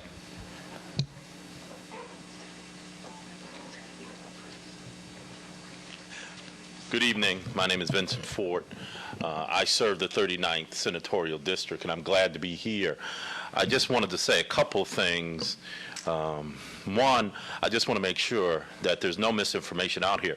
This process has not been open and transparent. Some people have alluded to that. Democrats and African Americans have not been included in the process. We've had one committee meeting of the Senate Redistricting Committee. The schedule, for example, the format of this hearing had no input from Democrats. The locations, we got input after a decision had already been made as to where the locations were. So I didn't want anybody to have the misunderstanding that this process has been open. I even asked for the position and the job profile of one member of the Senate Redistricting Office, and I still haven't gotten that information. The job profile, the person that the taxpayers of Georgia employ. And that's not an open process. I asked for that information in April. I have not gotten it now. Two, I want to say we need to protect the Voting Rights Act. We need to protect the opportunity of minority voters, African American voters, and others to elect, to vote for candidates of their choice. And finally, on the Buckhead issue, the Buckhead Sandy Springs issue. One, Buckhead and Sandy Springs is not a community of interest. Sandy Springs, Milton, Johns Creek wants to do what? Secede from Fulton County. The people that I know, the people that I've spoken to, the constituents of mine that I have spoken to, do not want to secede into Milton County. So there's no community of interest between those two. Now, as far as a Mike Egan district or a Paul Coverdale district, and I want to correct somebody who said that that district was changed in 2001. That's not correct. It was changed in 1991. My district has gone up to the north side of this city for more than 20 years now. So to say that is not only factually incorrect, but it tends to skew what we're doing here. The community of interest that people talk about could very well lead to the balkanization of interest. You know, at some point in time, are we going to say that every neighborhood ought to have a Senate seat or a House seat? I would stand here and suggest to you Mr. Chair, members of the committee, and to the public especially, that before we balkanize our political districts, we need to make sure that we understand what true communities of interest are. Thank you, Mr. Chair.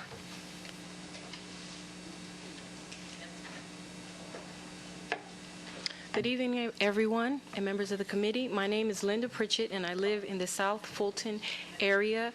It's District 35. And I'm asking that as you go through the considerations in redistricting, that you take good care of our district. Our senator is Donzella James, our representative Virgil Flood, Roger Bruce, Sharon Teagues, and we're very pleased with them. We'd like to mention that our area is very diversified. We have rural and urban areas, we have farms, we have areas that at one time were very vacant and now have been developed. We have a lot of economic growth. We have the Camp Creek Marketplace. We have the Old National Marketplace project that's currently underway. And we basically feel that we are a strong district and we have a district that works. With the people that we have in place, they work very well together. And we currently have over 44,000 voters. And we're going to be having to give up areas in our district, and we just don't want to be picked apart and left to start over again and have to redevelop what we've worked so hard to develop. I'm very happy to be involved in my neighborhood, in my district, and that's simply my opinion. Thank you. Thank you. Again, this is a public hearing for purpose of public input on redistricting. If you're here and you want to speak, please go outside that door there and sign up on the sheet, so they will bring the sheet up and order people signed up in order to speak. We're giving 3 minutes to every speaker in order to speak, but there are other ways of being able to make sure that you have your comments submitted to the committee and we'll cover that at the end. The next speakers are Aaron Lewis and Joseph Wallace.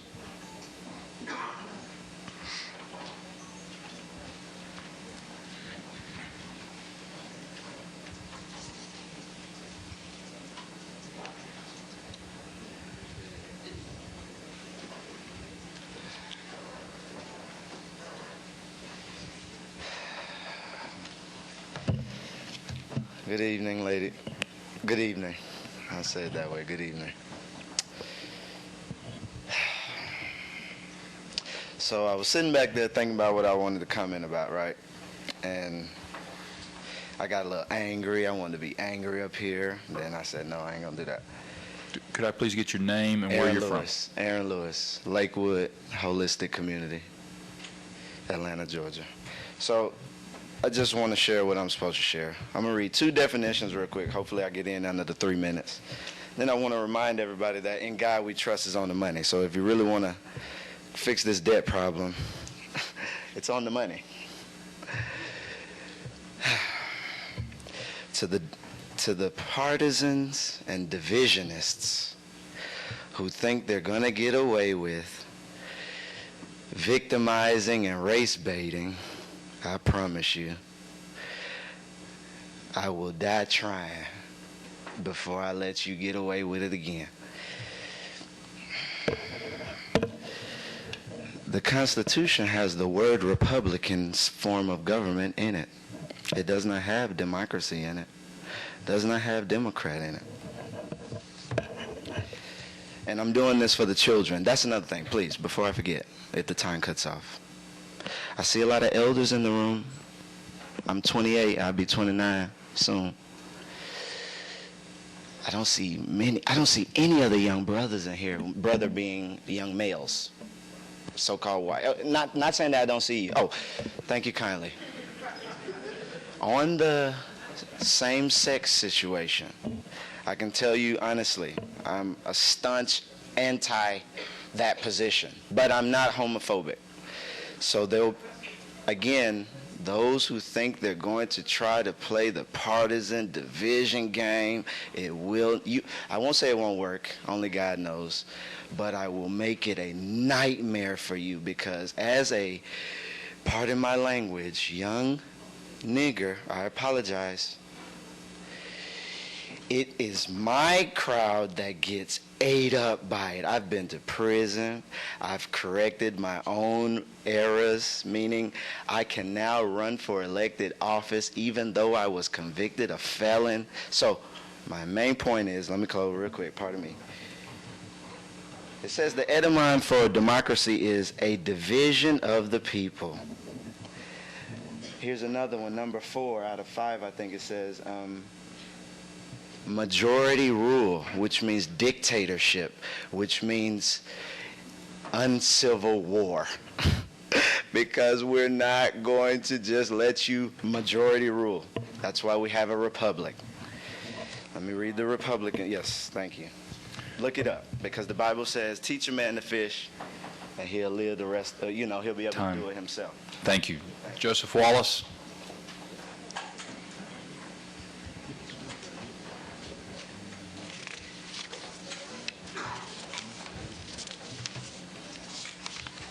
To the chairman and committee, I want to let the little young brother know he's not a nigger.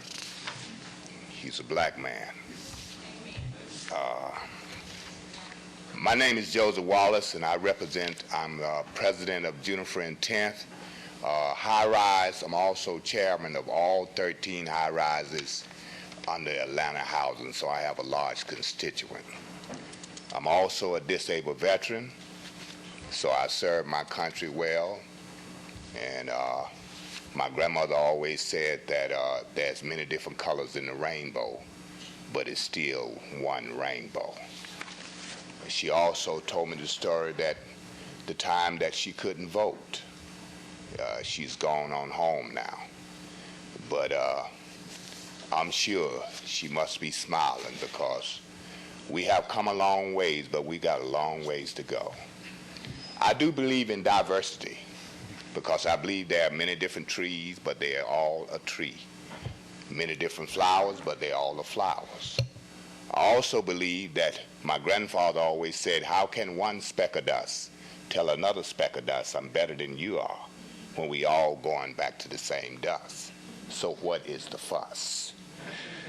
So I just want to share this few minutes to let you know that during this redistricting, whatever we're doing, I'm from Alabama, so I know about redistricting and redlining.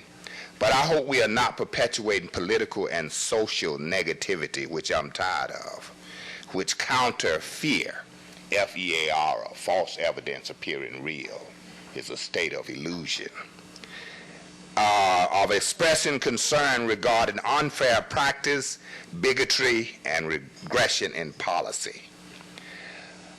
And I'm just going to share with you, Mr. Chairman, in my district, even though we have high rises, but we have Pine Street where I have to drive by, and I'm a member of First Presbyterian, so I work with homeless veterans. But I want to share with you further, so you can take this back, that the poor need something more than handouts.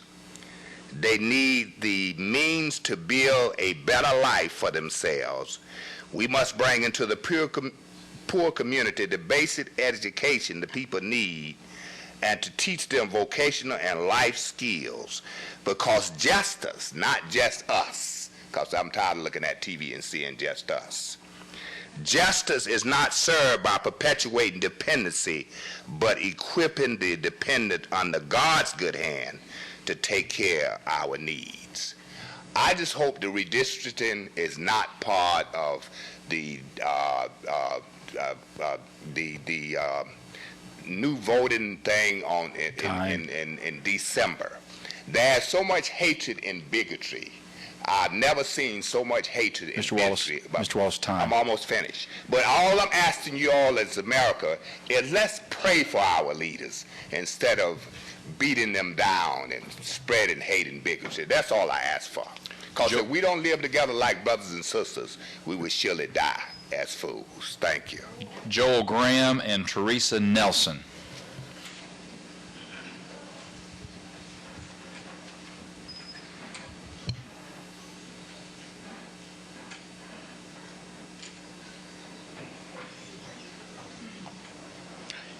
Thank you, Mr. Chairman, members of the committee. A couple points I wanted to raise tonight. I appreciate y'all having these hearings. This is great to see members of the public out here, members of the General Assembly. And I want to thank y'all for letting us, you said that you're going to let us see the maps once y'all have them drawn up. And I want to thank y'all for having these hearings so that you can bring us together and see what the people want before we draw the maps. Because we have to get the citizen input before we draw them up so we can present to them and say this is what we have. So thank you for doing that. I know people have been concerned about that, but I think once we see them, I think we can make a better judgment of that, and I thank y'all for having these meetings. Appreciate it.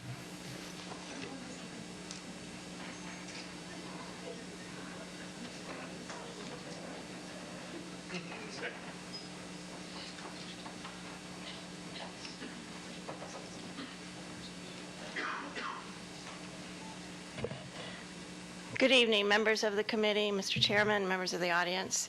I come tonight, unfortunately I was not able, I had to leave work to get here. Thank you, Senator. My name is Teresa Nelson, and I'm from East Point, Georgia.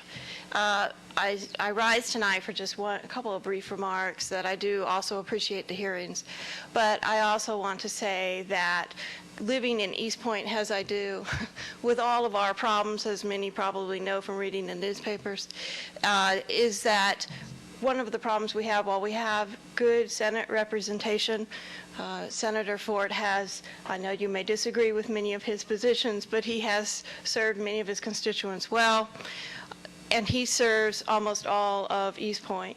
One of the concerns I have is that smaller communities, in the rush to redistrict to protect specific seats, and also to, well, I won't go into the politics. We all know the politics well. But my point is that we need to be careful, particularly with the House seats, in dividing some of our smaller cities. If all of the Tri-Cities were put together in a House district, that's one thing. But East Point, my city, is split between two districts, and the individuals that represent our districts, unfortunately, have not served us well because, frankly, they focused on south side of Atlanta and unincorporated South Fulton. Not that they don't deserve representation, but everybody, whether it's Hayhira, Georgia, or it's Fort Valley, Georgia, or it's East Point, Georgia, deserves, at least in the smaller communities, to be kept unified as one city. I know you can't do it in the larger cities, but in the smaller cities, please pay close attention to keep us together. Thank you. Linda Chapman. I think I'm the last person. So I'm Linda Chapman. I live in Atlanta. I was born in Atlanta, Georgia. I grew up elsewhere, and I've been back since college. I've been listening here all night, and I hear a lot of the same themes. I've been active, very active in my prior civic associations. I did live in Garden Hills. It had approximately 800 households. That particular neighborhood was broken between two different house districts. And while that was great for the neighborhood, as I see Kathy Ash, we had two representatives. It was also very difficult for a community of interest. And so I would like to speak for keeping the neighborhood associations together. The neighborhood associations in Buckhead are very, very strong. The neighborhood associations typically come together for zoning and development issues. We speak across the various neighborhoods and have formed councils in Buckhead, as Jim King spoke to, the Buckhead Neighborhood Association. Also active in Buckhead, you have the churches, many churches, many synagogues, many schools. We go back and forth between public schools, private schools, and the kids bounce from year to year on all these places. We also share a lot of our sporting activities. Buckhead baseball pulls from these areas, as does NYO, which is the Northside Youth Organization. My kids have played in both. I want to bring specifically to your attention the request of those of us from the 5th District to become part of the 6th District. As I have sat for many hours on the side of NYO and Buckhead baseball, I have sat with the people who live in Sandy Springs, and we do indeed have a commonality of interest. I'd like to state that. Also, the schools that exist just to the west of I-75 on the poor side of Buckhead, we'd like to stay part of the 6th. In fact, the current representative in the 6th is a past parent of a child who went to school across the street. Another thing I'd like to speak of directly are the state Senate districts. A typical carpool ride where you're sharing friends. As I look at that map, I will easily cut across 3 different state Senate districts, some of which are indeed just one precinct in width. That's ridiculous. It shouldn't take a few minutes to go from east to west and go through 3 districts, and I couldn't even begin to tell you where the south side of my Senate district is. I think it's somewhere down by the airport, and I live in precinct 8A, which is adjacent to the Chattahoochee River. I'm afraid that's time. Thank you. Thank you. Ladies and gentlemen, I want to thank you so much for attending this public hearing on redistricting. We have no other speakers that have signed up, and with that, I will turn the microphone over to Chairman Lane for some closing comments and information on how you can continue to be part of this process and have your voice be heard. Thank you, Mr. Chairman. On behalf of both committees, the Senate Reapportionment Committee and the House Reapportionment Committee, we thank you all for being here. We thank you for your input into this process. It's very important to our committee members and to the other members of the state legislature to hear from you in regards to redistricting. The next step in this process is we will be having both Senate and House redistricting and reapportionment committees will be meeting in mid-July to take into consideration all the input that we've received from the 12 public hearings we've had around the state and to discuss those issues. That meeting, all of our meetings, committee meetings, are public meetings. You're invited to come to those meetings. You have a right to, and we encourage you to sign in to speak, ask questions. There'll be some debates going on about different issues perhaps, but it's an open process and we ask you to participate in that. Then as the process goes along and we have our maps put together, for the first time ever, I think, these maps are going to be made available to the public before we go into special session. We will have the maps in form that we intend to introduce them in the committee's process during the special session, available, hopefully, they will be available before we go into session so that you'll have an opportunity to look at those. Then once we go into special session, we will be, the committees, both in the House and the Senate, will be debating those maps, those districts that are in those maps, and receiving more input and opportunity for input from you, the public. And we encourage that. We have heard it all over the state that people want to participate, and we're going to have the process open and transparent, and we want your input and your opinions before we finish the committee process and bring the actual maps to the floor of the House and the Senate to be voted on.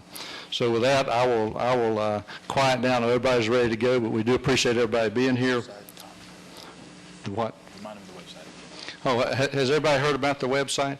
We have a website you can go to make comments, www.legis.ga.gov, and you can make comments there, and that's relayed to our committees as part of our process of going through this. There are more opportunities. We're making more opportunities available to you, the public, than has ever been made available in redistricting in Georgia. And we appreciate your participation, and we look forward to hearing more from you, whether we agree with you or disagree with you. We'd like to hear your comments, and we look forward to seeing you later on in the process. Thank you very much for being here.